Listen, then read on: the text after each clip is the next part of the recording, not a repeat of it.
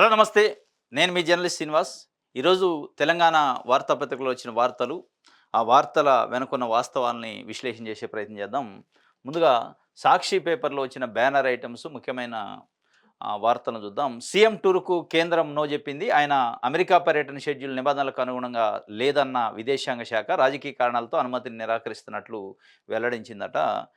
ముఖ్యమంత్రి రేవంత్ రెడ్డి గారి పర్యటనకు సంబంధించి కేంద్ర ప్రభుత్వం యూఎస్ఏ పర్యటనకి అనుమతి నిరాకరించింది. దానికి సంబంధించిన ఒక ప్రధానమైన వార్తని ఇచ్చింది సాక్షి పేపరు. ఇంకోటి జరిమానా లెక్క తేల్చాల్సిందే రామోజీ మార్గదర్శికి ఏ కోర్టు క్లీన్ చిట్ ఇవ్వలేదని ఉండవల్లి అరుణ్ కుమారు నిన్న ఈనాడు పేపర్‌లో ప్రధానంగా బ్యానర్ ఐటము మార్గదర్శి చిట్ ఫండ్‌కి సుప్రీంకోర్టు క్లీన్ చిట్ ఇచ్చింది. ఎటువంటి తప్పు లేదు మార్గదర్శి చిట్ ఫండ్ చేసిన కార్యకలాపాలని ఇచ్చింది అని చెప్పి వాళ్ళు ఇచ్చారు. అది తప్పుడు వార్తలు.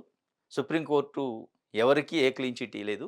రామోజీరావు మృతి చెందిననే ఒక టెక్నికల్ అంశం పైన సుప్రీంకోర్టు కేసుని పక్కకు పెట్టింది తప్ప, ఇంకా క్లీన్ చిట్ ఇవ్వలేదు. దానికి సంబంధించి జరిమానా లెక్క తేల్చాల్సిందే అని చెప్పి ఇంకా ఉంది కేసు అని ఉండవెల్లి అరుణ్ కుమార్ చెప్పినట్టు ఒక వార్తనిచ్చారు.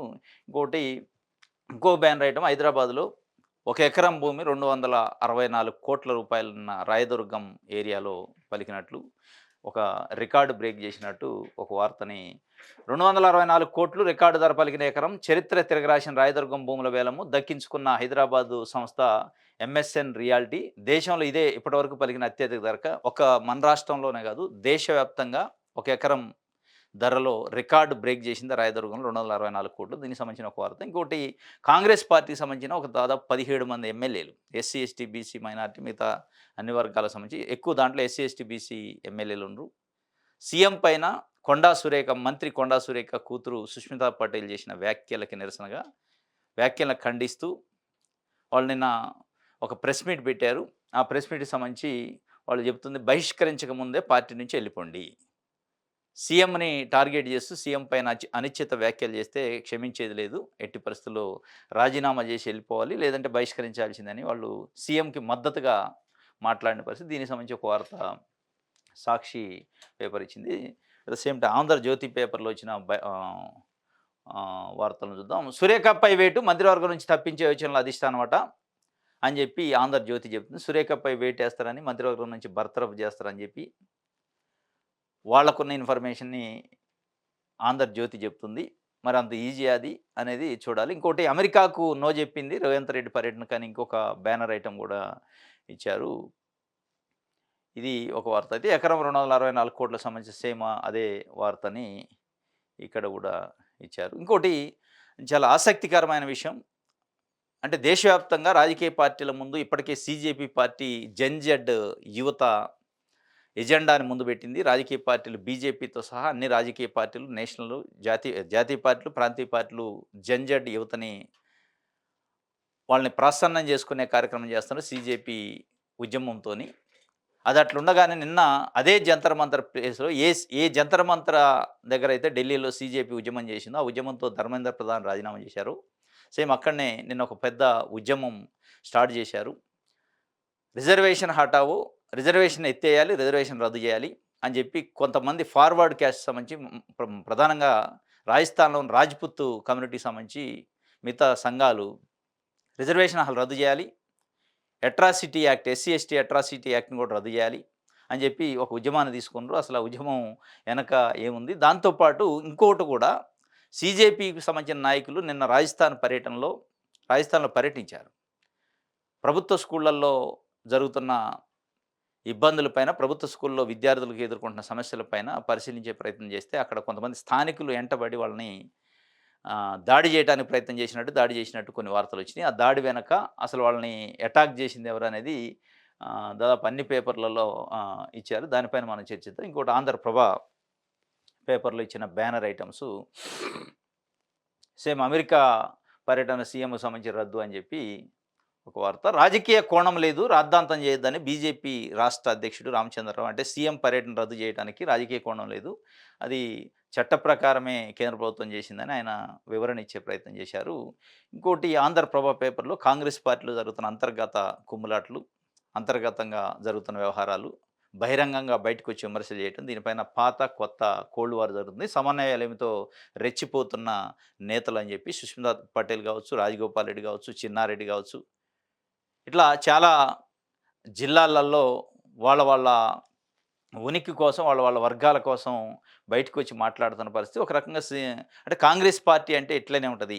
కాంగ్రెస్ పార్టీ పరిస్థితి అనే మళ్ళొక చర్చనైతే తీసుకొచ్చారు. ఎందుకంటే అధికారంలోకి వచ్చి దాదాపు 2.5 సంవత్సరాలు దాటిపోయి ఇంకొక 2, 3 నెలలైతే 3 సంవత్సరాలు పూర్తి చేసుకుంటున్న పరిస్థితిలో 2 సంవత్సరాల వరకు ఇట్లాంటి డిస్టర్బ్ లేదు.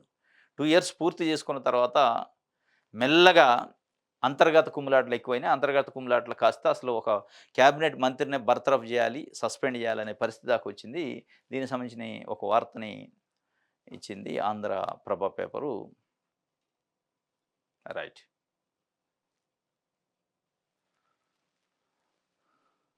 వెలుగు పేపర్ చూద్దాం.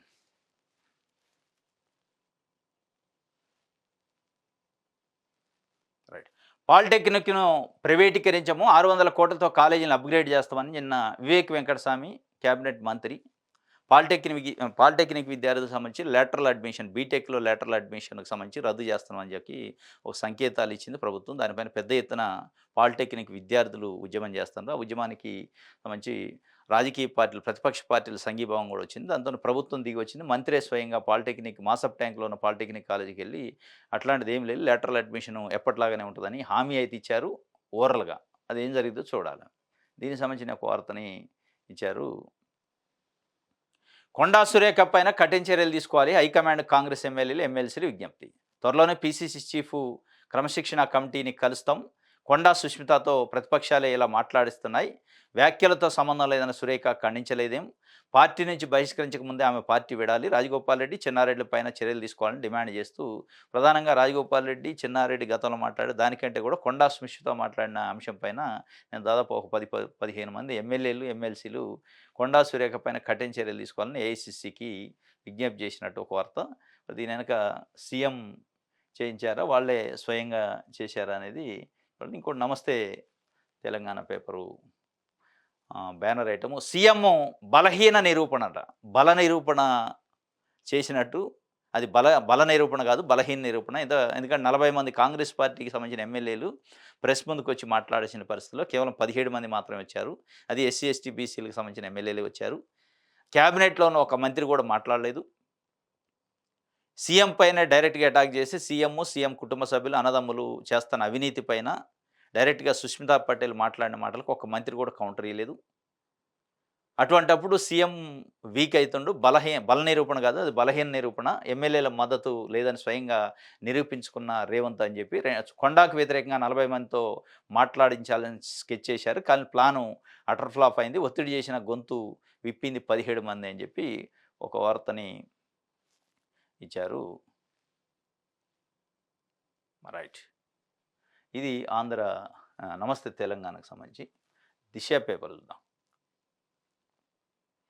క్లైమాక్స్ కొండా కథ, సారీ చెప్తే సరి, కాదంటే క్యాబినెట్ నుంచి బర్తరఫ్ చేస్తామని చెప్పి ఒక ప్రపోజల్ అధిష్టానం నుంచి రేవంత్ రెడ్డి నుంచి వచ్చిందట. క్లైమాక్స్కి కొండా కథ చేరింది అని చెప్పి. మరి సారీ చెప్తే వదిలేస్తారా? నిజంగానే. ఎందుకంటే సుష్మితా పటేల్ ఆల్రెడీ చెప్తున్నాను, కాంగ్రెస్ పార్టీ కాదు టార్గెట్, నా టార్గెట్ రేవంత్ రెడ్డి అని స్వయంగా రాష్ట్ర ముఖ్యమంత్రిని టార్గెట్ చేసి రాష్ట్ర ముఖ్యమంత్రి పైన, వారి కుటుంబ సభ్యులపైన, అన్నదమ్ముల పైన ఆరోపణలు చేసింది. మరి కాంగ్రెస్ పార్టీ కేవలం సారీతోని సరిపెడితే రేపు ముఖ్యమంత్రి గారి ప్రాబల్యము, ముఖ్యమంత్రి గారి పరిస్థితి ఏంది? ఇటువంటి సుష్మితా పటేల్ ఎంతమంది తయారవుతారు? డైరెక్ట్‌గా అటాక్ చేసిన తర్వాత, ప్రజల్లోకి ఆ వ్యాఖ్యలు వెళ్ళిన తర్వాత, ప్రతిపక్షాలు దాన్ని వాడుకుంటున్న తర్వాత అంత ఈజీగా వదిలేస్తారా? చూడాలి. క్లైమాక్స్‌కి అయితే చేరిందంటే సారీ చెప్తే వదిలేస్తామని చెప్పి ఒక ప్రపోజల్ వచ్చిందని చెప్పి ఒక వార్తనిచ్చారు.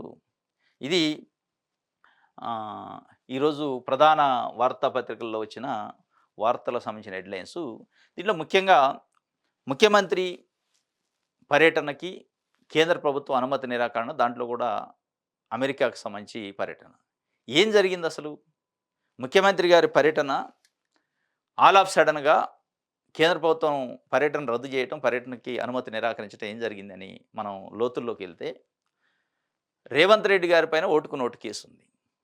ఆ ఓటుకు నోటు కేసు ఏసీబీ కోర్టులో ఉన్న పరిస్థితుల్లో రేవంత్ రెడ్డి గారు స్వయంగా పిటిషన్ వేయించారు. అంటే విదేశీ పర్యటన చేయాలంటే ఒక కేసు ఉన్నప్పుడు కోర్టు పర్మిషన్‌తోనెల్లా ఆ పిటిషన్‌లో 4 దేశాలకు సంబంధించి పర్యటన చేస్తానని అనుమతి తీసుకోవడానికి పిటిషన్ ఏశారు. London, USA, Germany, China. అది ఆగస్టు 5కు ముందు. అక్కడ పర్మిషన్ కోర్ట్‌లో వచ్చిన తర్వాత ఆగస్టు 5 రోజు కేంద్ర ప్రభుత్వానికి ఒక లెటర్ పెట్టుకున్నాం. దాంట్లో కూడా 4 దేశాలు జర్మనీ, చైనా, అమెరికా, లండన్ పర్యటన చేస్తాం. ఇది పలానా తేదీ నుంచి అంటే ఆగస్టు 19 నుంచి సెప్టెంబర్ 5 వరకని అనుమతి కోసం రిక్వెస్ట్ పెట్టారు కేంద్ర ప్రభుత్వానికి. కోర్ట్‌లో ఏసిన పిటిషన్‌లో అదే పెట్టారు. దాని తర్వాత ఆగస్టు 12కి ఒక 2 దేశాలు దాని నుంచి మినహాయించాయి. జర్మనీ, చైనా లేదు. కేవలం అమెరికా, లండన్ మాత్రమే అని. చివరికి నిన్న లండన్ ప్రయాణం అయిన తర్వాత, లండన్ ఎళ్ళిన తర్వాత ల్యాండింగ్ అయిన తర్వాత, లేదు కేవలం లండన్ మాత్రమే అమెరికాకి కేంద్ర ప్రభుత్వం నిరాకరించింది విదేశాంగ శాఖ అని చెప్పారు. ఏం జరుగుతుందసలు? 4 దేశాల పర్యటన కాస్త 2 దేశాలకు ఎందుకు కుదించుకున్నారు? 2 దేశాల పర్యటనలో ఒక దేశానికి అనుమతి ఎందుకు ఇవ్వాల కేంద్ర ప్రభుత్వం? ఒక రాష్ట్ర ముఖ్యమంత్రి ఒక విదేశీ పర్యటన చేస్తానంటే చాలా పగడ్బందీ షెడ్యూల్ ఉంటది, ప్రణాళిక ఉంటది, ప్రోటోకాల్ ఉంటది. కేంద్ర ప్రభుత్వం దగ్గర అనుమతి తీసుకునే దాంట్లో చాలా ఆచితూచి ఎక్కడికెక్కడికెళ్తాండ్రు, ఎవరెవరిని కలుస్తారు, ఏ మీటింగ్స్ ఉన్నాయి, డెలిగేషన్ ఎవరెళ్తన్నారు అన్నీ డీటెయిల్‌గా ఇస్తారు. దానికి అధికారులు కూడా సహకారం ఉంటది. అధికారులు చాలా ఎక్స్‌పీరియన్స్‌డ్ అధికారులుంటరు. గతంలో మంత్రులు, ముఖ్యమంత్రులకి విదేశీ టూర్‌లకు సంబంధించి షెడ్యూల్ ప్రిపేర్ చేసినోళ్ళు. మరి ఇంత చేసిన తర్వాత అధికారుల వైఫల్యమా? ఇప్పుడు కేంద్ర ప్రభుత్వం చెబుతుందేందంటే అనిశ్చిత మీటింగులు, అనిశ్చిత చర్చలకి ఎళ్తన్నారు కాబట్టి మేము అనుమతి ఇయ్యల. ఆ అనిశ్చిత చర్చలేంటి? అనిశ్చిత చర్చలకు సంబంధించిన ప్రపోజల్‌తోని రిక్వెస్ట్ ఎందుకు పెట్టారు కేంద్ర ప్రభుత్వానికి? నిజంగా కేంద్ర ప్రభుత్వమే రిజెక్ట్ చేసిందా? అంటే సరైన కారణాలతోని విదేశీ పర్యటన లేదని, లేదా రేవంత్ రెడ్డి గారే ఇక్కడ జరుగుతున్న రాజకీయ పరిణామాల నేపథ్యంలో హుటాహుటిన ఎనిక్కి రావాలి అని చెప్పి ఏదో ఒక కారణంతోని కేంద్ర ప్రభుత్వం దగ్గర అనుమతి నిరాకరించుకున్నారా? ఇట్లా అనేక రకాల చర్చలు జరుగుతున్న పరిస్థితి. ఎందుకంటే ఒక ముఖ్యమంత్రి పర్యటన అంత ఈజీగా ఉండదు. చాలా పగడ్బందీగా ఆచితూచి ఎవరెవరిని కలుస్తారు, ఏ మీటింగ్‌లు ఉంటాయనేది ఉంటది. కేంద్ర ప్రభుత్వం సింపుల్‌గా తిరస్కరించేంత వీక్‌గా రిక్వెస్ట్ పెట్టారా? ఆ రిక్వెస్ట్ పెట్టిన అధికారులెవరు? అసలు ఆ రిక్వెస్ట్ మీద ఎంక్వైరీ ఏమైనా చేస్తారా? అనిశ్చిత పర్యటనలు, అనిశ్చిత మీటింగ్స్ అని చెప్పి కేంద్ర ప్రభుత్వం వ్యాఖ్యానించినట్టు వార్తలొస్తున్నాయి. మరి అంత అనిశ్చిత మీటింగ్స్ ఏం పెట్టుకుంటున్నారు? ఎవరితోని మీటింగు అయితరు? ఒక ముఖ్యమంత్రి అధికారిక హోదాలో పోతే ఎవరితోనైతరు? పెట్టుబడిదారులతోనైతరు. అక్కడున్న గవర్నమెంటు అధికారులతోనైతరు. గవర్నమెంట్‌కి సంబంధించిన మంత్రులతోనైతరు. సంస్థలతోని ఎంఓయూలు కుదుర్చుకునే కార్యక్రమం ఉంటది. ఇది కాకుండా ఇంకేం జరిగింది?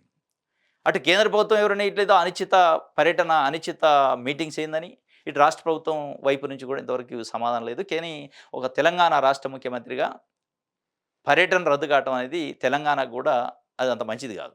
తెలంగాణ రాష్ట్ర పరంగా కూడా పరువు పోయినట్టే. నిజంగా కేంద్ర ప్రభుత్వం రద్దు చేసే పరిస్థితి ఎందుకొచ్చింది? రద్దు చేసేంత పరిస్థితి వీక్‌గా ఎందుకు ఇచ్చారనేది ఇప్పుడు ముఖ్యమంత్రి గాని, ప్రభుత్వం సమాధానం చెప్పాల్సిన అవసరం ఉంది. అది కేంద్ర ప్రభుత్వం కూడా అసలు ఎంత బలమైన కారణం ఏముందని చెప్పి. లండన్ వరకు ఇచ్చారా? అమెరికాకి ఇవ్వలే. ఇంకొక గమ్మత్తేంటి ఇందులో? ముఖ్యమంత్రి ఒక్కడినే అమెరికా పర్యటనకు వద్దన్నారు. మిగతా డెలిగేషన్ ఎళ్తది కదా! అధికారులతో కూడిన బృందం ఎళ్ళొచ్చట. అధికారులతో కూడిన బృందం అమెరికాకెళ్తది. కేవలం ముఖ్యమంత్రి గారు రిటర్న్ వస్తాండు. దీని వెనక రాజకీయ కోణం ఉందా? నిజంగానే రేవంత్ రెడ్డి గారే ఆ పర్యటన క్యాన్సిల్ చేసుకోవడానికి ఏదో ఒక టెక్నికల్ కారణాన్ని కావాలి కాబట్టి కారణం ఎనిక్కి వస్తున్నారా? ఇక డైరెక్ట్‌గా క్యాన్సిల్ చేసుకుంటున్నాం అంటే రాజకీయ పరిణామాలు ఇక్కడ ఏదో జరుగుతుంది. భయాందోళనలో ఎనిక్కి వచ్చిందని పేరొస్తదని చెప్పి ఏదో ఒక టెక్నికల్ ఇష్యూ కోసం ఆ ల్యాప్స్ క్రియేట్ చేసి వచ్చారా? ఇది పెద్ద ఎత్తున చర్చ జరుగుతుంది. ఇంకోటి పాత, కొత్త లీడర్ల కోల్డ్ వారు నడుస్తుంది కాంగ్రెస్ పార్టీలో అని చెప్పి రాజగోపాల్ రెడ్డి పదే పదే అంటున్నారు. పార్టీ కోసం ఫస్ట్ నుంచి కష్టపడ్డ నాయకులకి గుర్తింపు దక్కట్లేదని చెప్పి. దానికి సంబంధించి చిన్నారెడ్డి లాంటి సీనియర్ పార్టీ నాయకులు కూడా మాట్లాడిన పరిస్థితి. సుష్మితా పటేల్ లాంటి వాళ్ళు బయటకొచ్చి మాట్లాడుతున్న పరిస్థితి. ఇప్పుడు కాంగ్రెస్ పార్టీలో ఒక కుంపటి కుతకుతలాట, ఒక హాట్ టాపిక్‌గా మారింది. అసలు మంత్రివర్గ విస్తరణ, నామినేటెడ్ పదవులు, తర్వాత సహకార బ్యాంకులకు సంబంధించి డైరెక్టర్లు, చైర్మన్‌లకు సంబంధించి ఇప్పుడిప్పుడే ఒక ఎక్సర్సైజ్ జరుగుతుంది. భర్తీ చేయాలి. ఎందుకంటే అధికారంలోకి వచ్చి దాదాపు 3 సంవత్సరాలు పూర్తిగా వస్తుంది. కాంగ్రెస్ పార్టీ కార్యకర్తలకి ఇంతవరకి వాళ్ళకి సంబంధించిన నామినేటెడ్ పదవుల విషయంలో అన్యాయం జరిగిందని ఒక చర్చ జరుగుతుంది. వాళ్ళకేదో భర్తీ చేసి తొందరగా వాళ్ళని కాస్త ఉపశమనం ఇచ్చే కార్యక్రమం చేద్దాం అనుకుంటున్న పరిస్థితుల్లో మళ్ళా కోల్డ్ వార్ స్టార్ట్ అయింది. నిజంగానే భర్తీ చేస్తారా నామినేటెడ్ పదవులు? అసలు మంత్రివర్గ విస్తరణ ఉంటదా? అనే అనుమానాలు బలంగా ఉన్నాయి. ఎందుకంటే రేవంత్ రెడ్డి పైన సుష్మితా పటేల్ డైరెక్ట్‌గా అటాక్ చేస్తే, రేవంత్ రెడ్డి అన్నదమ్ముల పైన, రేవంత్ రెడ్డి గారి పైన అవినీతి అక్రమాలు చేస్తానని చేస్తే, క్యాబినెట్‌లో ఉన్న ఒక మంత్రి మాట్లాడలేదు. అధిష్టానం నుంచి ఇంతవరకు దానిపైన ఒక కఠినమైన ఆగ్రహం రాలే. అంటే ఏం జరుగుతుంది? ముఖ్యమంత్రి గారికి పైన అధిష్టానం ఏ విధంగా భావిస్తుందనేది కూడా చర్చ. పాత, కొత్త నేతలు అని చెప్పి ఒక వార్తనిచ్చింది. దీంతో పాటు రిజర్వేషన్ హటావో అని చెప్పి నిన్న జంతర్ మంతర్ దగ్గర కొంతమంది ఈ నీట్‌కు సంబంధించిన అభ్యర్థులు ఉద్యమం చేశారు. దాంట్లో ప్రధానంగా నీట్ పేపర్ లీకేజ్‌కి సంబంధించి సీజేపీ చేసిన ఉద్యమంలో పాల్గొన్న హర్ష దుబే అనే ఒక విద్యార్థి ఆధ్వర్యంలో జరిగింది. ఇది ప్యూర్‌గా అన్‌రిజర్వ్డ్ కేటగిరీకి సంబంధించిన కొన్ని సెక్షన్స్, కొన్ని సంఘాలు అక్కడ జమ అయ్యి చేశారు. మరి దీని వెనక ఏమన్నా రాజకీయ పార్టీల ప్రోత్సాహం ఉందా? లేదా కుల సంఘాల ప్రోత్సాహం ఉందా? దీన్ని ఎటు తీసుకెళ్తారు? ఎందుకంటే భారత రాజ్యాంగంలో ఆర్టికల్ 15, 16 ప్రకారం వచ్చిన రిజర్వేషన్‌లు అంత ఈజీగా తొలగించడం అనేది, దానిపైన ఉద్యమాలు జరగడం అనేది మొట్టమొదటిసారి ఈ స్థాయిలో. సీజేపీ ఉద్యమానికి కౌంటర్ ఉద్యమం తయారు చేస్తున్నాయా? దీని వెనక ఏమైనా రాజకీయ కారణాలు, రాజకీయ పార్టీలున్నాయా? అనే ఒక చర్చ అయితే ఇప్పుడొస్తుంది. అటు సీజేపీ చెబుతున్న జన్‌జడ్ యువత సంబంధించిన ఎజెండా ఒకవైపు ఇప్పటికే దేశ రాజకీయాలను కుదిపేస్తున్నాయి. దేశంలో ఉన్న రాజకీయ పార్టీల ఆ ఎజెండాను రేపు ఎన్నికలలో, రాబోయే ఎన్నికలలో అదే ఎజెండాగా మారే అవకాశం ఉంది. గడిచిన 2024 పార్లమెంట్ ఎన్నికల్లో ఇప్పుడు ప్రధాన ప్రతిపక్ష నాయకుడిగా ఉన్న రాహుల్ గాంధీ కాన్స్టిట్యూషన్ బుక్ పట్టుకొని రిజర్వేషన్లు బీజేపీ ఎత్తేయబోతుంది, ఆ రిజర్వేషన్లు ఎత్తేయకుండా ఉండాలి, రిజర్వేషన్లు అట్లే ఉండాలంటే కాంగ్రెస్ పార్టీని గెలిపించండి, బీజేపీని ఓడించండి ఆయన నినాదంతో పోయిండు. కానీ బీజేపీని గెలిపించారు మెజార్టీ తగ్గినప్పటికీ. అదే రిజర్వేషన్ అంశంపై నిన్న రిజర్వేషన్ హటావో అనే ఉద్యమం జరిగింది. ఎస్సీ, ఎస్టీ అట్రాసిటీ యాక్ట్ ఎత్తేయాలని 2 అంశాలతో ఉద్యమం చేశారు. ఈ 2 ఉద్యమాలకు సంబంధించి ఆ ఉద్యమం ఫలితం ఏముంటది? ఆ ఉద్యమంలో మెరిట్స్ ఏంది, డీమెరిట్స్ ఏంది అనేది పక్కన పెడితే, అసలు రిజర్వేషన్లు ఎక్కడి నుంచి వచ్చినియి?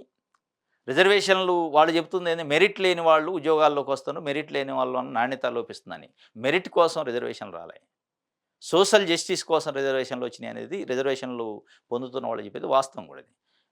ఎందుకంటే స్వాతంత్రం వచ్చే సందర్భంలో చదువుకోవటానికి కూడా అర్హత లేదని కొన్ని కులాలని, కొన్ని వర్గాలను పక్కన పెట్టారు. మీకు చదువు అవసరంలా, మీరు చదివే కులం కాదు, మీకు అర్హత లేదని చెప్పి పక్కన పెట్టిన పరిస్థితుల్లో కొన్ని వర్గాలని, కొన్ని కులాలని చదువుకు దూరం చేసిన పరిస్థితులలో అటువంటి వర్గాలు, అటువంటి కులాలు చదువుకోవాలి, వాళ్ళు కూడా ఈ సమాజంలో భాగస్వామ్యం కావాలి, సమాజ అభివృద్ధిలో భాగం కావాలి, సమాజంలో మనుషుల లెక్క చలామణి కావాలంటే ఆర్టికల్ 15, 16 ప్రకారం రాజ్యాంగంలో రిజర్వేషన్లు ఉండాలని పెట్టారు. దాన్ని ఇప్పుడు మెరిట్‌కి లింక్ పెడుతున్నారు. అంటే రిజర్వేషన్‌లో వచ్చే అభ్యర్థికి అసలు మెరిటే లేదనే దాని అర్థం అనేది ఒక చర్చ నడుతుంది. రిజర్వేషన్‌లో వచ్చే అభ్యర్థికి, ఓపెన్ కేటగిరీలో సెలెక్ట్ అయ్యే అభ్యర్థికి మార్కులు తేడా ఎంత ఉంటదో, మార్కుల పరంగా చూసుకుంటే పెద్ద తేడా ఏమి ఉండదు. వాళ్ళకే మెరిట్ ఉంటది. దాని ఒక ఇంటర్ప్రిటేషను మెరిట్ లేని వాళ్ళు, ఎస్సీ, ఎస్టీ, బీసీలు అంటే మెరిటే ఉండదు, వాళ్ళకి చదువే రాదు, వాళ్ళకి నాణ్యత లేదు, వాళ్ళకి జ్ఞానం లేదనే ఒక ఇంటర్ప్రిటేషన్ క్రియేట్ చేస్తుంది. ఇది అత్యంత ప్రమాదకరం. రిజర్వేషన్ల హఠావోనా, రిజర్వేషన్ల రద్దా, రిజర్వేషన్ సంస్కరణ, రిజర్వేషన్లు గతంలో ఎప్పుడో 1950స్‌లో ఇచ్చిన రిజర్వేషన్లు సంస్కరించాలంటే ఒక అర్థం ఉంటుంది. సంస్కరణ పైన ఒక కమిటీయో, ఒక పార్లమెంట్ చర్చ ఉండాలి తప్ప, ఉద్యమం చేసి అసలు రిజర్వేషన్లే వద్దు అంటే మళ్ళీ పాత రోజులొస్తాయి. కొన్ని వర్గాలని, కొన్ని కులాలని, కొన్ని మతాలని మీరు ఇదే చేయాలి, మీరు పనే చేయాలి, చదువుకోవద్దనే పరిస్థితి గతంలో ఉంది కాబట్టి రిజర్వేషన్‌లొచ్చినాయి. సోషల్ జస్టిస్ వర్సెస్ మెరిట్ అనే అంశాన్ని తీసుకొచ్చారు. ఎస్సీ అట్రాసిటీ యాక్ట్‌ను కూడా రద్దు చేయాలని తీసుకొచ్చారు. అది దుర్వినియోగం అవుతుందో, సద్వినియోగం అవుతుందో ప్రాక్టికల్‌గా కొన్ని ఉండొచ్చు. కానీ ఏదో కొన్ని సందర్భాల్లో దుర్వినియోగం అయింది కాబట్టి మొత్తం యాక్ట్‌ని రద్దు చేయాలి అనేది కాకుండా, దానిపైన ఏదన్నా ఉంటే సంస్కరించాలి, రిఫార్మ్స్ తీసుకురావాలి, దాంట్లో అమెండ్మెంట్ చేస్తూ.